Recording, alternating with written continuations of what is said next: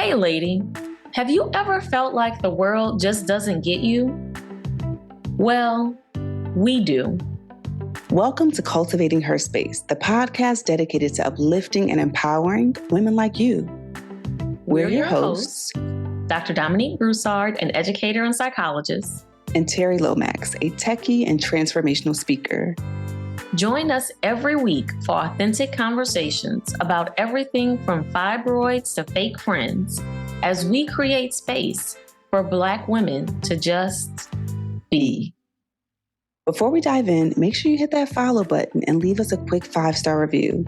Lady, we are Black founded and Black owned, and your support will help us reach even more women like you.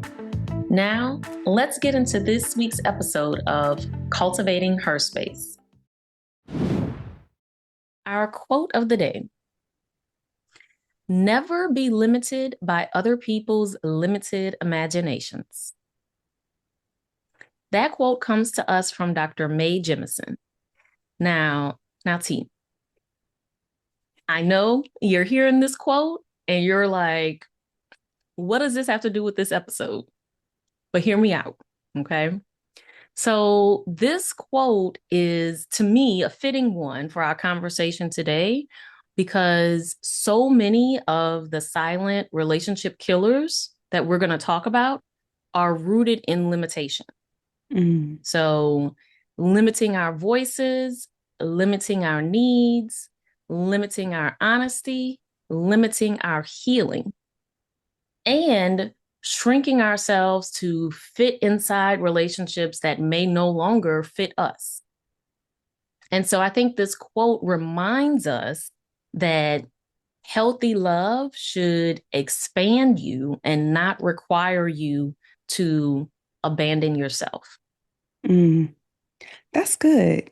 But you're right, though, because I definitely saw that quote and I was like, okay, let me see where she's going with this. But you know, it's funny. I was reflecting on it before we started and I was like, okay, I can kind of see how that can tie into the conversation, because when I hear that quote, what comes up for me is how other people, how they define a relationship and what's good they can try to like influence how we feel about a relationship, right? So sometimes the people around us, they may have a very limited idea about what healthy love looks like, or just because a relationship checks certain boxes on paper, that doesn't mean that they're meeting your needs emotionally or physically. And I think back to Dom when I was younger, and a lot of the older women would be like, oh, just make sure, he pay the bills and y'all never fight.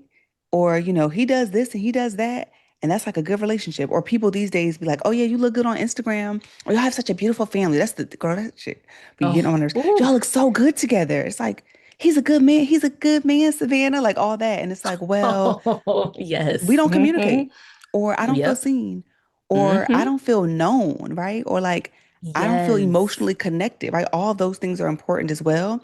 And so just because a relationship looks healthy from the outside doesn't mean that it's healthy from the inside. And so I'm really excited for us to dive into this. And I can see how that quote fits into it. And I think that today's conversation is going to be a really interesting one, because we'll get a chance to kind of talk about the things that people often don't talk about, and also give voice to people who are in a space where they're like, well, nothing's really wrong, but something just doesn't feel right. Like there's nothing toxic going on, no infidelity, none of my boundaries have been violated, but something doesn't feel right, Yeah. It's there needs to be, just because certain boxes are checked off doesn't mean that the relationship truly is healthy. Yeah. Because oftentimes what we'll see by the end of this conversation today is that there truly are certain things that are happening in the relationship that aren't being talked about, or might not even be in our conscious level of awareness right away. But to your point, it's that intuitive feeling that something is off.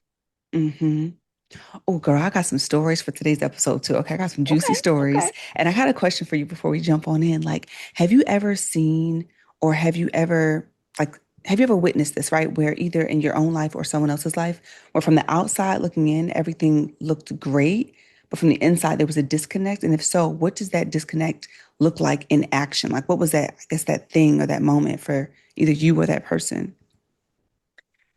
Yeah, I think as I'm sitting with that question, the things that immediately come up to me, like that ring a bell, are like what you pointed out about looking good on paper. Mm, That this person checked all the boxes. Like, we've talked about this on the podcast before about having your yeah. list, right? Of like your needs, your wants, your non negotiables. And this person was not violating any of those non negotiables. They check all the boxes of what you need and some of what you want. However, it the person, like the couple, they weren't happy. Yeah.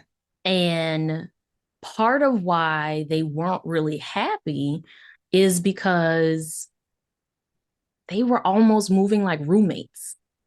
Hmm. And so for me, when I hear that, oh, it's like we're existing almost as if we're roommates. Things are, like you said, there weren't any arguments. They're checking the boxes. For me, Yeah. then it becomes, okay, if you all are existing kind of like roommates, maybe we need to go back and reevaluate what those boxes are under your needs to see if they truly are still meeting your needs. Hmm. Yeah, that's good because it could have met your needs at one point, but girl, we be evolving and so things Exactly. change. Okay, let's talk about this first silent killer because I got some shit to tell you, okay? So Okay, the I'm here first one for it. is emotional withholding, right? So it's that this idea of I shouldn't have to ask, okay? Now, girl, but y'all, lady, as you listen, I want to know if anyone else can relate to this, okay? Because this is the core idea here is that many relationships suffer not from an explosive conflict, right? But from emotional starvation, right? And so Mm, let me just preface this by saying, and I'm sure you all can relate, right? You and the lady listening. So as a strong black woman, right? Strong, independent black woman, right? I don't necessarily want to have to ask. Like in a relationship, there are certain things, and let me just tell you, there are certain things. I'm going to give you the example. Okay. So there are certain things okay. that I'm like, okay, cool. But let me just tell you what I struggled with in the past. Right. And if I do have to ask, wait for the ball to drop here. I don't want to have to ask over and over. That's just me being honest. But it's a certain thing in particular. Okay. So let me give you an example. Okay. I was dating this guy. Okay. And I am inquisitive by nature. Like I'm very Mm, interested in people. Girl, I'll be in the Uber. And this older, I think it was this older Indian man one day. We were in the Uber. He was telling me about his dad and stuff that inspired him. And I'm just like, oh, for real? And then what happened? And then what else? And girl, by the time I got out the car, he's like, I'm sorry for talking so much. I was like, it's cool. Like I'm inquisitive, right? So I ask questions. I'm asking yeah. follow-up questions. I'm just interested in people in general. So if I'm in a relationship, of course I am. Now here's the thing in this particular relationship, I would share certain things about what I had going on, and it would just be like, it would fall flat. So it'd be like, oh, okay, that's cool. I'm thinking, motherfucker, ask me a question, like be interested. Yeah. So when I was working through this in therapy, and I was telling my therapist, like, I really try to communicate in relationships because I don't want resentment to build up, and I know I need to share this, but also I'm gonna be real, like, this may be like the tough girl, like the Philly part of me coming out, but I'm like, I don't want to be thirsty, being like, I don't want to feel like a little pussy. Like, can you ask me questions about myself? Like, I just feel like I just felt goofy, like asking that, right? But because I value the relationship and I was working through it in therapy, she was like, okay, well, sometimes you do have to lead people to, where you want Yeah. to be. So I did start communicating that and it did help. But girl, I felt so silly and vulnerable doing that initially. And so I think it goes back to that silent killer of this idea of like, I shouldn't have to ask. But in actuality, people don't read minds, right? Yes. And So I so, did. so Yeah. lady, if you're watching this on YouTube, then you probably saw my facial expressions as soon as T mentioned this, because I really was like, girl. And I'm rolling my eyes because because so on one hand, I want to honor and respect what you're saying around like it is vulnerable to have to ask, right? Yeah.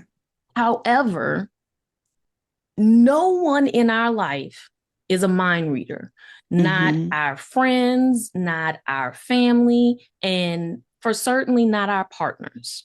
Yeah. And so to expect that the people in our lives automatically know all the things is an unrealistic expectation that is setting Hmm. you up for disappointment and could be the laying the foundation for resentment and conflict within the relationship, right? Hmm. So for me, when I hear this, what I hear is we're looking for mind readers, and that doesn't exist. And so, what needs to happen is we have to learn to ask for what we need. And yes, sometimes we will need to be given reminders. Here's the way I help people understand it. If you think about all the people in your life, can you honestly say that you remember everything that they need? Can you truly remember every boundary that they have? Like, literally pause and think about that. Every Hmm. person in your life who you have a close relationship with, can you tell me every single one of their boundaries? Can you tell me everything that it is that they need? I already know that the answer is no. So, like, let's not even go there. Like, the answer is no. And so, you cannot expect that the people in your life are going to remember everything that you need. And now I get that, particularly with romantic partners, that Yeah. it is helpful. And we may find ourselves like more enamored and closer when we have a partner who remembers all the things that we want and need, and they address that, right? But the reality is that there will need to be reminders. Yeah. I do want to say something else on that. I think that is spot on. And it was definitely, it was a hard thing to grasp initially because, for instance, right, in the bedroom, I feel comfortable being like, do this, do that, do that. Like, that's one area. But I feel like for me and lady, this is, if you're listening and this resonates with you, hopefully this is like something you can take on your journey.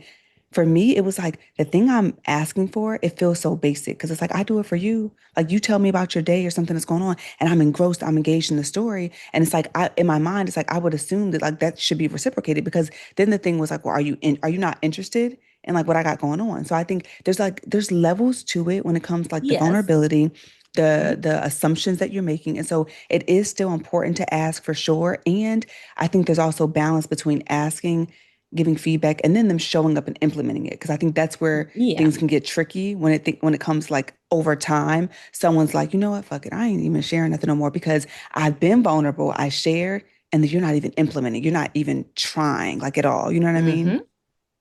Well, I think that that leads us to the next silent killer, which What's is that? the unspoken resentment, right? And so it's this Hmm. accumulation of tiny disappointments that Yeah. so what we know is that resentment oftentimes does not begin with this huge betrayal, right? Yes. Resentment often begins with repeated neglect. And so in this Hmm. situation that you're pointing out, that yeah, if I've asked you to engage in conversation with me and ask me questions, appear interested, Yeah. and over time you aren't meeting, like you aren't doing that, right? And I've asked Yeah. multiple times to, I've done the reminders, right? And you still aren't doing that, then yeah, then more, and also more than likely that that means that there are other moments when you all are communicating that they are disappointing you, Hmm.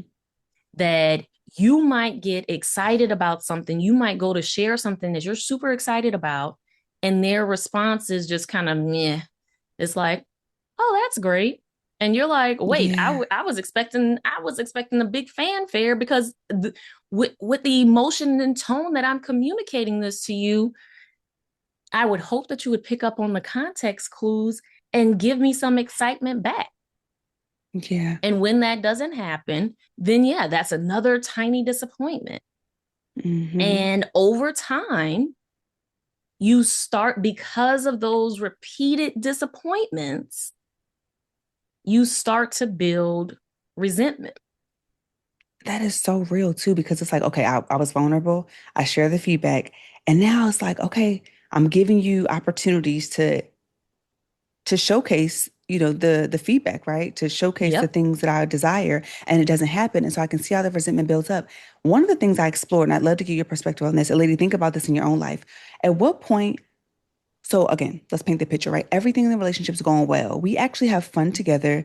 We are doing well. There's nothing bad going on. However, when I share things about whatever's going on in my life, I'm not being met there. And it's happening consistently now, even after sharing feedback. At what point do you think, okay, you know what? This person, maybe this is part of the relationship that maybe this is where this is a place where they cannot meet me. And maybe I need to outsource this. And maybe they're not the person I go to for this.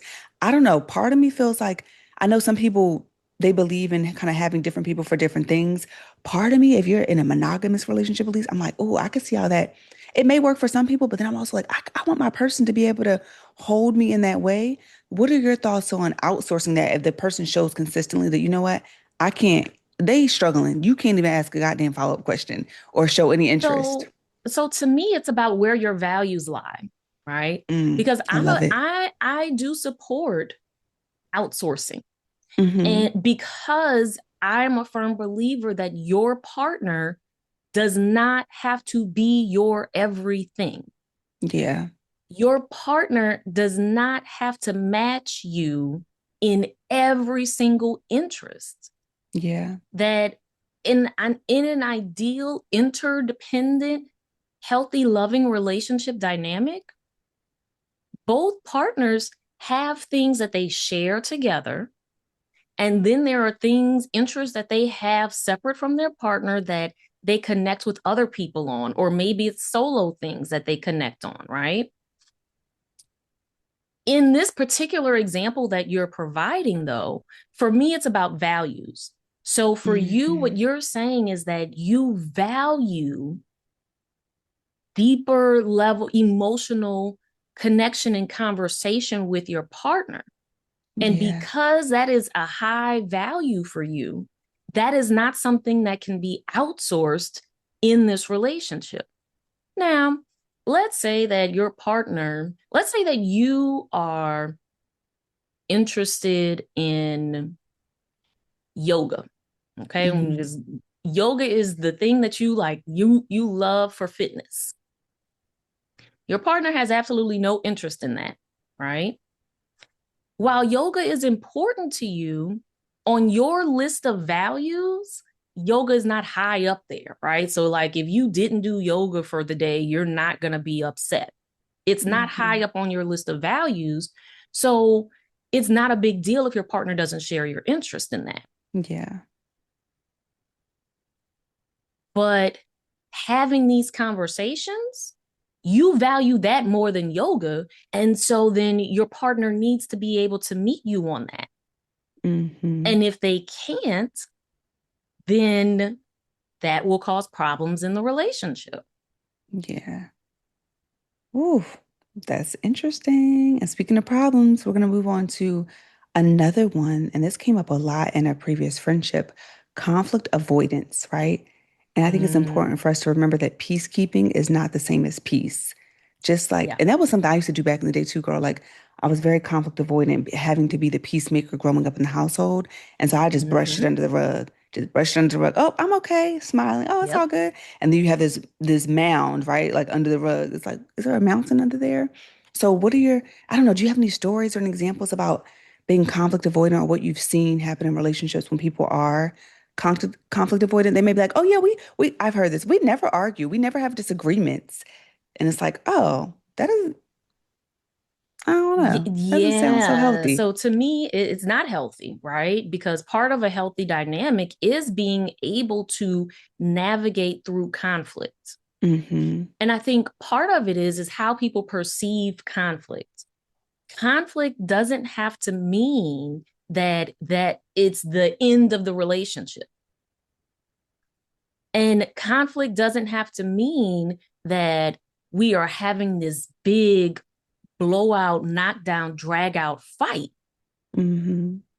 Conflict means we don't agree on something. Yeah. We could have conflict over what we want for dinner. I might be in the mood for tacos. You might be in the mood for a salad. Mm-hmm. We're not agreeing. That's conflict.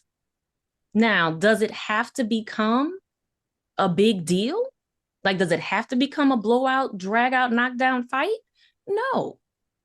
But what happens is when we're focused on being the peacekeeper and we're someone who is conflict avoidant, if I'm the person who's conflict avoidant, even though I've initially voiced that I wanted tacos for dinner, and my partner says he wants salad, I'm conflict avoidant. So I'm going to say, let's go ahead and have that salad.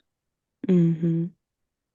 Now, to your point, like what that does is that does start to build up over time. And then there may be peace within the dynamic, but internally, you have no peace because internally you are constantly acquiescing for what? The sake of having peace, but you're not really having peace. So it defeats the purpose. And I think part of what it is, too, particularly for us as Black women, is that oftentimes we receive the narrative in various spaces that the angry Black woman stereotype, or Mm-hmm. that you're being dramatic, or Yes. you're just too much. Or too difficult. Mm-hmm. Right. And so to avoid that in our romantic relationships, we may find ourselves shutting down and saying, it's fine. We can do what you want. Meanwhile, we on internally are erupting. And I want to point out that when I say internally there's no peace, this also leads to lots of physical health problems. I was just thinking that. Mm-hmm. And so it becomes so this silence Yes. truly becomes a killer, literally Mm-hmm. killing us. Yep. That's why I think too, sometimes we see a lot of older, like the elders, but I'm thinking about the older Black women that I know, they don't be giving a shit. They will say what's on their mind. Like, I'm not holding on to this. You know what I mean? I'm letting this shit, listen, I'm gonna say what I feel and get that Listen, off. And I feel like the older I get, I'm more like that too, where it's like, I'm gonna just same. express how I feel because when you hold on to it, you ever think about situations where like you holding on to something and that shit sits in your body. You can, whether it manifests as anxiety or stress or your heart racing it. I'm like, I don't want to be holding on to that. So I'm just gonna air it out. But I think finding a way, a conflict resolution method that works for you and your Yes. personality, I think that's key. Yes, I would agree. And so then our next our next silent killer is lacking curiosity about each other. T, I think this goes back to your example. Like the Uh-huh. guy you were dating seemed like he lacked Yeah. curiosity, right? Yeah. But what it can also show up as is assuming that you already know your partner. Mm. Now, this one, ladies, is for the folks who have kind of been together. This often shows up for couples that have been together for a while, right? Yeah. And so it's you've been together for like 5, 10 years, and the partner has asked for what they've needed. We are being more attuned to what it is that they need. And so now we just move around. We exist in a way that assumes we know what they want. And the problem with that is that as humans, we are constantly evolving. The hope Hmm. for most of us is that we don't remain stagnant.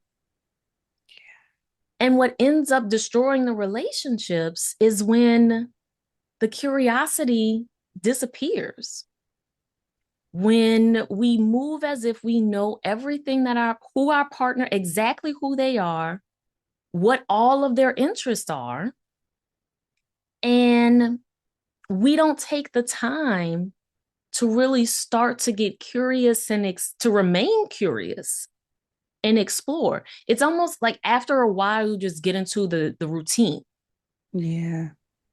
and the conversations become, like I said, the example I provided before, like feeling more like roommates. It's logistics, like you. Conversations about, yeah, like the logistics. All right, so what's the Yeah. schedule for the kids this week? Mm-hmm. What time are you coming home? Who's paying What this time do you bill? have to leave in the morning? Yep. Oh, wait, you're on vacation when? Let's update the calendar, right? Mm. We're not asking about what was the best thing that happened to you today. We're not asking what are your goals for this upcoming year? How's that promotion that you just got at work? Because do we even know that they got a promotion? Those are good questions. I love even asking about, what they're into these days, like what hobbies, right? Or just thinking about like who are they becoming right now in this season? Who are they becoming? What are they Yes. prioritizing? Or, asking yourself like when was the last time you deeply listened instead of preparing a response, just kind of seeing what's on their mind. And I think Ooh. the key, Mm-hmm. right? And I think the key point here is that intimacy requires continuous discovery, right? We should be ideally like you should. I mean, yeah, I want to be interested in my partner and I want them to be interested in me as we Yeah. continue to evolve and grow. And so, yeah, that's definitely another good one.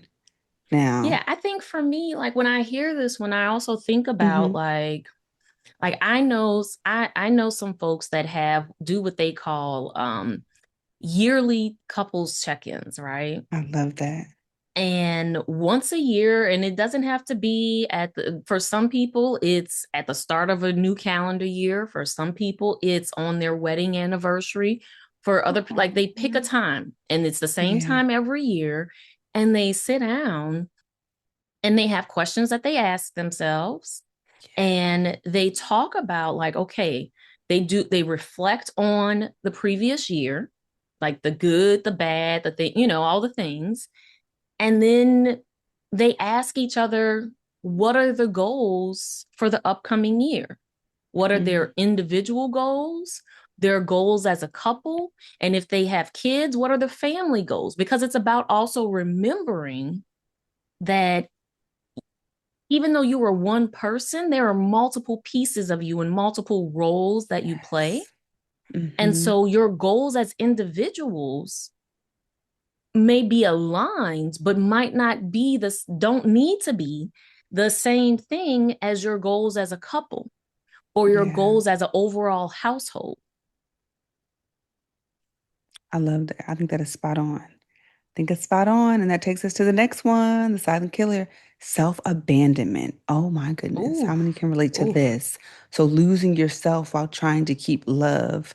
And yeah, this is layered. I think a couple ways that this may show up is like shrinking your needs that appears to be easy, right? Losing hobbies, identity, or friendships, constantly prioritizing the relationship over yourself, and confusing sacrifice with love. So you look up one day and you're just like, how did I get here? And like, who am I?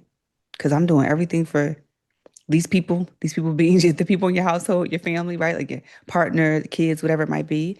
And that is such a, yeah, that's a big one. Self-abandonment. What do you think about that one?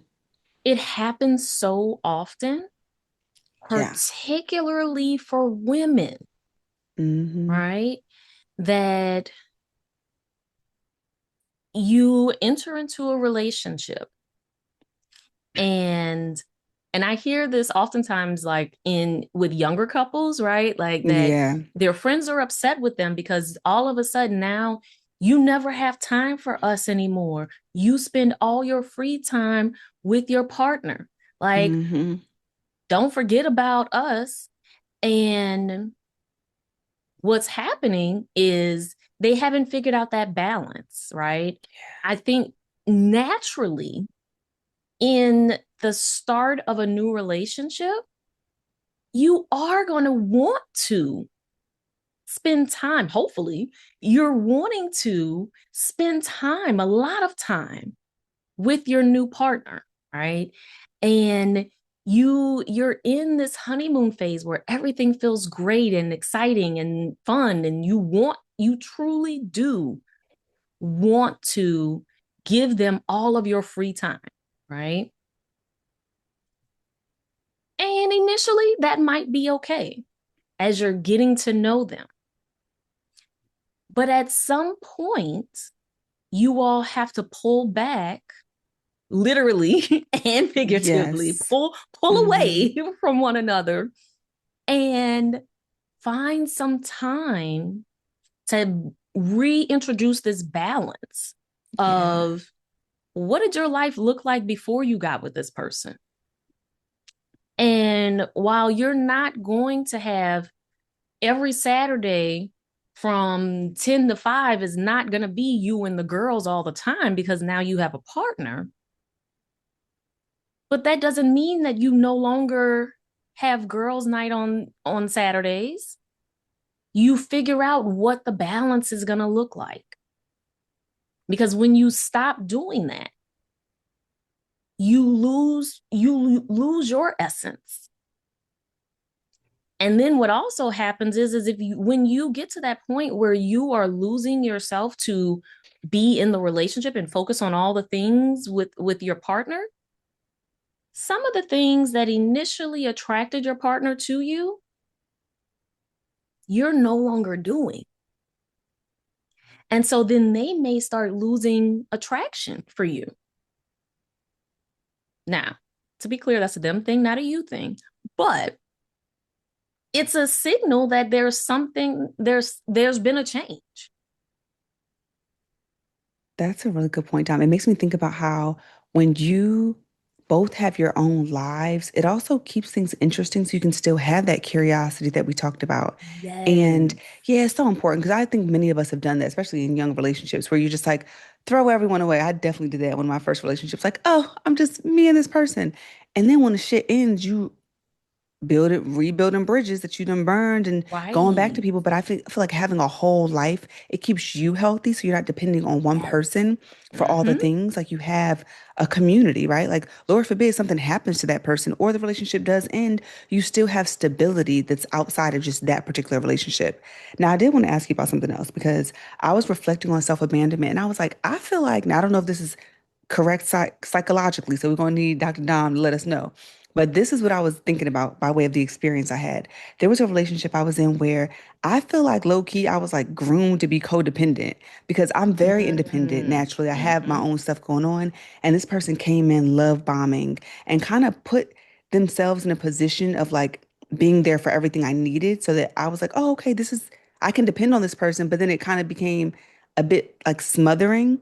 And then before Mm-hmm. I looked up and I was like, well, goddamn, like I feel like I'm codependent now. Like I'm Yep. depending on this person to be there. So is that a thing? Because I feel like I definitely experienced that. Yes, that can definitely happen. And to me, Oh. I would look at that as if the person was intentionally doing this, then that's a form of Hmm. psychological and emotional abuse, right? That they are intentionally trying to isolate you Hmm. from your community and to have you pulled into them. That is psychological abuse. And it happens, actually what you're describing happens way more than we often talk about Mm. and happens way more to women who typically view themselves as strong and independent. That is so good. Like, damn, I'm thinking about someone swooping in. The love bombing begins, but then it feels so good. In the moment, you're like, oh my God, they love me so much. Of course you would love me. Like, I'm amazing. Paying my bills, you're doing this, you're doing that. And so Uh-huh. now I've maybe left my job. Like, I'm now becoming dependent upon you, and now they have more control. So, lady, as you're listening, Mm-hmm. like, be mindful for that when someone comes in, like, what are their intentions here, right? Like, what's happening? What's this dynamic doing? That's why Right. it's so important to have that Right. independence, even in a And also relationship. being clear for yourself too, right? Because for some people, some women do still hold the view that like they want their partner to come in and take care of them. And so Mm-hmm. they're happy to stop working Yeah. and have a partner who is taking care of everything financially. And Mm-hmm. so I want to that specific example, I want to Yeah, remind us that it's also about where your values lie, for right? sure. It becomes problematic when they are pulling you away from what your values and you're no Yeah. longer feeling aligned with what your values are. That is a really good point. And if you're in that situation and that's what you want, you still keep that bank account and you put some stuff aside for yourself because listen, that's what the elders used to always say. You always have your own. They don't gotta know about it. You Yes. keep some shit to Yes. yourself. Okay. All right. Mm-hmm. So next one here is lack of repair after hurt. Ooh. Lord. So those Ooh. apologies without the transformation. This is a Mm-hmm. really big one, I feel like, because this kind of goes back to that resentment when things have happened over the course of the relationship. I'm thinking about a friend who experienced infidelity, and it's like it happened on both ends, and then they don't forgive each other, and then now they're skeptical and suspicious, and it's just this Mm-hmm. never-ending cycle. So let's dig into it. Yeah. So the thing is that, like we said before, conflict is normal and healthy in relationships. The conflict becomes problematic when there's no change in behavior. Hmm. So if I've apologized for doing a particular thing and then I go back and I keep doing that particular thing, then that's not repair. And that apology is meaningless, right? And so what happens over time is that my partner starts to lose trust in me. Hmm. My partner no longer starts to have that emotional safety has been eroded. It's now because of my behavior, it's we're moving with the expectation that I'm going to continue to do this behavior and I'm sending the message of you just got to get over it, like, because this is going to continue to happen. I'm not changing. And the problem where I'm now the problem is that if my partner has communicated at least once that that particular behavior is a problem for them, and I continue to do it and have that energy of you just need to get over it, what I'm doing is I am minimizing and dismissing my partner's needs. What I am inherently now communicating is that I don't value them, that I'm not really concerned about what really matters to them. I'm not trying to fix when I do something that's hurtful. And if we're not speaking on it and it continues to happen, that is eroding the relationship. So if I'm truly wanting to be invested in, if I'm truly invested in this relationship, truly invested in healing and repairing after I've done something to hurt my partner, then my apology is not just in my words. My apology is in my actions, right? Hmm. Yeah. So I'm going to change my behavior. And depending on what the issue was, I'm probably going to check in to make sure that things are back on track, to solicit feedback to make sure that I have given the change that my partner has requested. That is spot on. And I think the big line here, the reminders, like people can survive mistakes, but what they struggle to survive is feeling emotionally unsafe after them or being consistently hurt and not having Mm-hmm. the repair. It's like, damn, I'm Mm-hmm. thinking about a certain celebrity, but I'm not gonna say the names, but this celebrity just got cheated on over and over again. And it's like, Mm-hmm. then the partner is doing these extravagant things to get back. And it's like, but you still out here doing her dirty. And so it's like that Yeah. constant thing that again leads to the resentment and then also leads us to the last silent killer here, which is like outgrowing the relationship without admitting it. At some point, we Mm, got to be real with ourselves. Like, okay, the love exists, but the alignment no longer does. And that is such a hard pill to swallow at times, especially yes. when you've invested so much. Like, I remember even Mhm. myself, like, been in situations where it's like, I've invested so much time. Damn, now I've outgrown the relationship, or you feel bad, or you feel guilty. Like, it's tricky, right?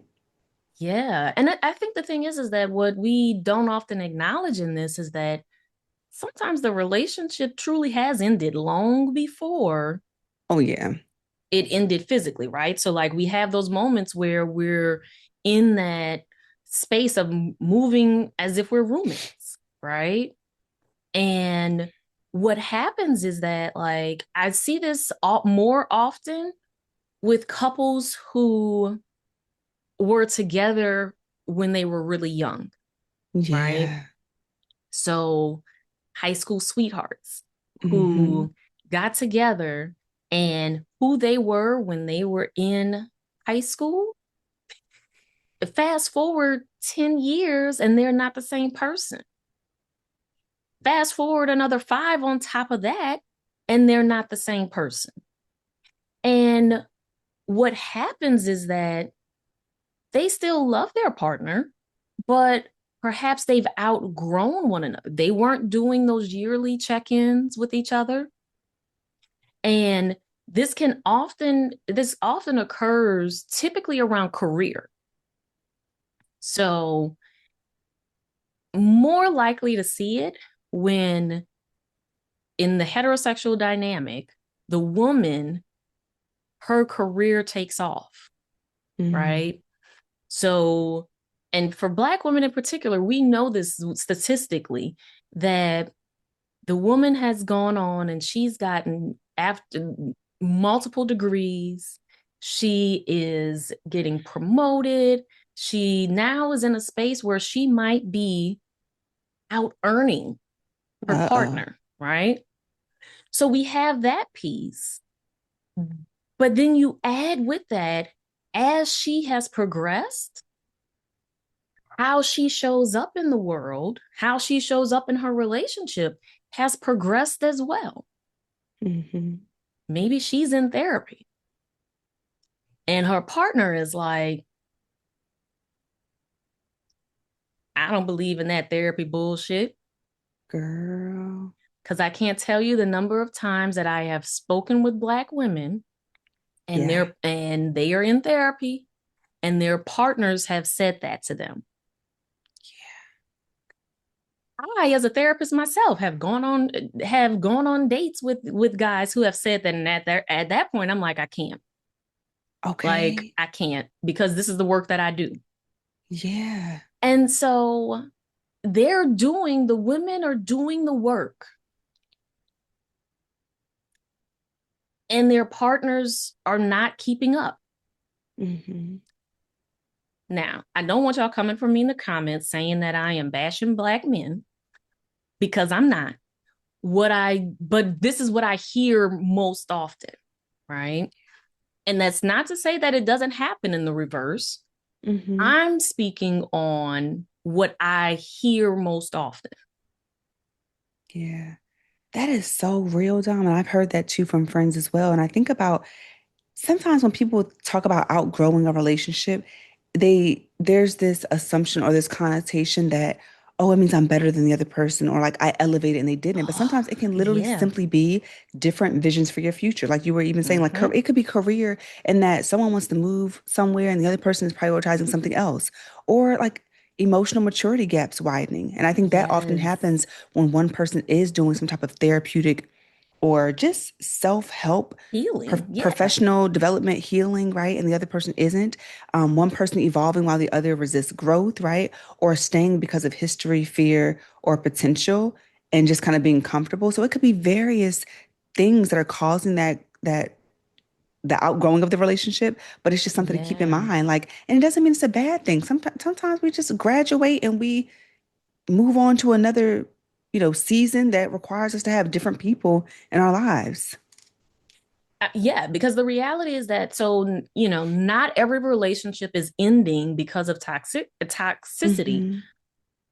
Sometimes it's because the truth finally caught up with the compatibility, meaning the truth of where we are now, we are no longer compatible. It doesn't mean you're a bad person, doesn't mean I'm a bad person, doesn't require that some major rupture happened. We are simply no longer compatible. And we are doing each other a disservice to continue to be in a relationship when we aren't compatible. Okay, period. Drop the mic. Listen. And I think in closing, like relationship check-ins are so important so you can continue to figure out like, are we still a good fit? Like, does it make Yes. sense for us to even be together, right? And trying to strike while the iron's hot when something comes up so you're not holding on to resentment. And then a couple questions we want to leave you with if you want to like journal as you're, tuning into the episode, or if you're watching us on YouTube, since we're on YouTube now. One question is, what have you normalized that is quietly hurting you? And be honest. Like if when I stated that question, something may have come up for you. Like don't deny it. Be honest with Mm-hmm. yourself. The next one is what conversations are overdue in your relationship? And the final one is what does emotionally healthy love actually look like for you in this season of your life? We appreciate you for tuning in, and we'll catch you next week, same time, same place. Thanks for tuning into Cultivating Her Space.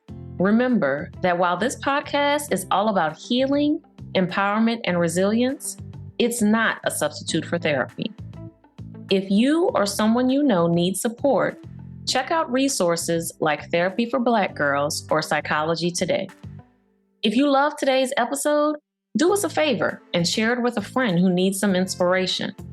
Or leave us a quick 5-star review. Your support means the world to us and helps keeps this space thriving. And before we meet again, repeat after me.